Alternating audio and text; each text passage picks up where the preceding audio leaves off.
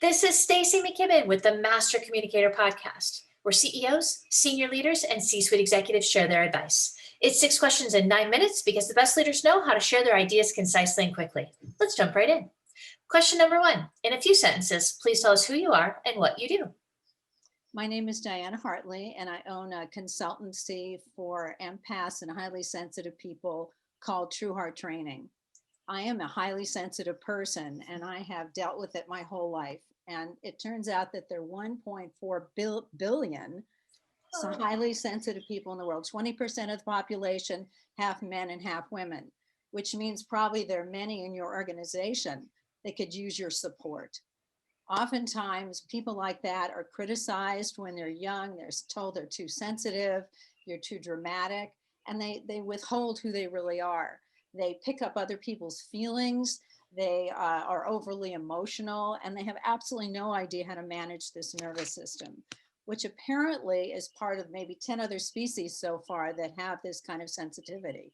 It's a great, great skill and a trait to have if the world learned to use them better, really. They're not people that are highly social because they overload with information. They're not the greatest at details. There are artists, there are creative people, they're inventors, and we really want to help them manage their minds and learn how to go inside and find out who they truly are. Because oftentimes they just have pretended to be what they were supposed to be in the world, and they're not. Wow, that's so amazing. And I can imagine as you're giving some of those descriptors that, as you said, there's a lot of us already who have people like that in our lives. And maybe we've, unfairly judged them as you're saying, overly sensitive or, things like that. So I appreciate hearing from you today. And I'm curious, like, what is an empath or a sensitive person? Give us kind of like, a vision of who that is and how we'll know when we see them. It's someone that has a very, very highly tuned nervous system, which means and this is from their limbic system. I don't want to get too technical, Sure. but this is the amygdala and that whole hippocampus system. They're wired hot. And therefore they feel more, they get energy from people, they can overgive. Usually they're artistic.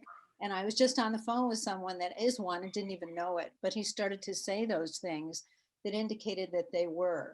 Oftentimes, because of their training, because people have tried to shut them up, and because sensitivity has not been valued in the world, as we're in this very masculine and aggressive kind of space, that they've been kind of shut away. But they need to learn how to manage their nervous systems. They need to have people around them to have deep conversations with. They're not good at surface stuff. They're not good at crowds. They will be the ones that leave, and you're going to think that they are antisocial, or someone maybe in a business meeting that won't talk, and yet they have something to give. So oftentimes they're kind of hiding behind this mask of invisibility because not aggression, when people are, confronted, if they're being confronted, they back away. They don't know what to do with it because they get overwhelmed with emotion.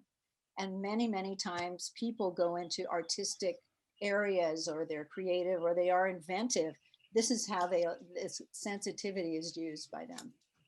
I'm curious, as we've moved into the virtual world, is the sensitivity still as strong in kind of a Zoom or a virtual environment, or do you find that in person it's a different level of intensity? No, it's absolutely true. And it's so funny because I wouldn't have thought that, but being in where I live in Oregon, going on a lot of Zoom calls now, it feeds me. Every time I get off a call, I'm happy.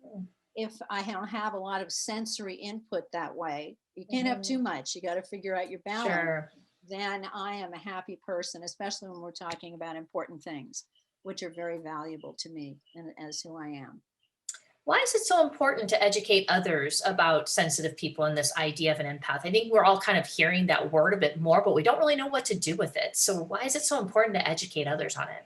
Well, when you figure that 20% of the population, which I finally looked up, and it is worldwide, is 1.4 billion people, this is not a small population. How Yeah. many are on antidepressants? How many have been in therapy with people that don't understand that they're empathic? They just go into regular therapy. they're in an organization and jobs that they don't fit in, and therefore maybe they quit, or they're fired because they're not performing, because they're not, small detail people. They're not mathematicians. They're creative. They like to be expressive. And that's wonderful, because when you learn what those people need and how to communicate with them, then you can bring them out to find ideas in them that they can pop out so quickly. They will see solutions to things much quicker than anyone else. And oftentimes in an organization, people look at them like, who are you? If they're not at the top of the rung, who Oh, are I you to can. say that? And yet they find out later on that that person had information. So there are people all around us. And if we pay attention and learn how to be with them, then we have resources. And also, with the thing about talent, keeping talent in your organization, it's really important to be able to find these people and help them come out of themselves to be the best they can. And they'll be so thrilled to live with you and be with you forever in your organization. I mean, as being the person who does a lot of coaching and training, I know you're hitting all the hot buttons right there of, problem solving, bringing other people to the table, doing a great listening session. And, I think again, it's really important for us to be able to hear these sensitive folks in a different way, so that we don't necessarily interpret as complaining or, other things. I'm curious, as the business world is listening right now, what do you want them to know? What do you want us to know? What do you want them to take away right now? I would like them to know that there must be, depending on the size of the organization, many of these people. Now, there's a scale of empaths. There's highly sensitive people all the way up to empath. How many of these things do they react to? Sure. But if they find those people, if they start listening for or seeing the traits that they have, they will, as I said, they will keep them forever. They're going to have a resource. It's like how many Steve Jobs are maybe in the organization, or any of these creative people that are going to bring possible great value and great profits, but also they're relational people. They want to connect with people. And so in any kind of leadership now, it's all about authenticity and connection. That's how we keep people. We listen to them. And these people are able to be leaders in that way, because they're natural listeners. And they also care about doing the right thing, and almost too perfectionistic, but they want it the way it should be. So you've talked about creativity and problem solving, and those tend to be like some of the words that have kept coming up as descriptors. What does that mean to you? How does that manifest itself for an empath type person? Can you repeat the question again? I know that was a little Yeah. overwhelmed here. Yeah, no, no, no, no. I was just really trying to get your definition of what does it mean for an empath to be creative? What does it mean for an empath to be a problem solver? How does that show up?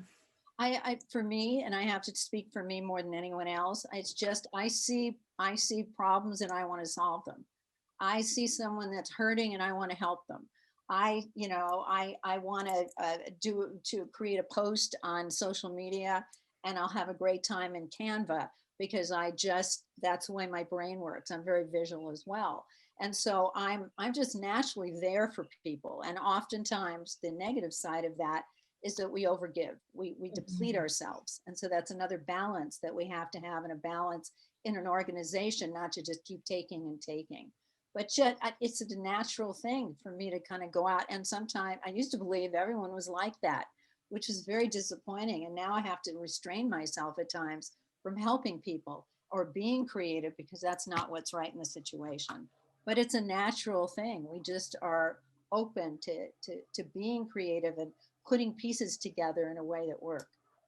That's amazing. I love all of this. And I totally got lost just hearing you talk about it, because I keep thinking about through the lens of, for those of us in the business world, we do DISC, we do motivators, strength finders, all. And I feel like you're just identifying a whole new tool here, but it's an entire person that we can really be leveraging a lot more effectively the more we understand. Yes, I absolutely believe that. And with so many in the world who could be suffering, who could, be depressed, depressed and have tremendous anxiety because they don't function the way other people function.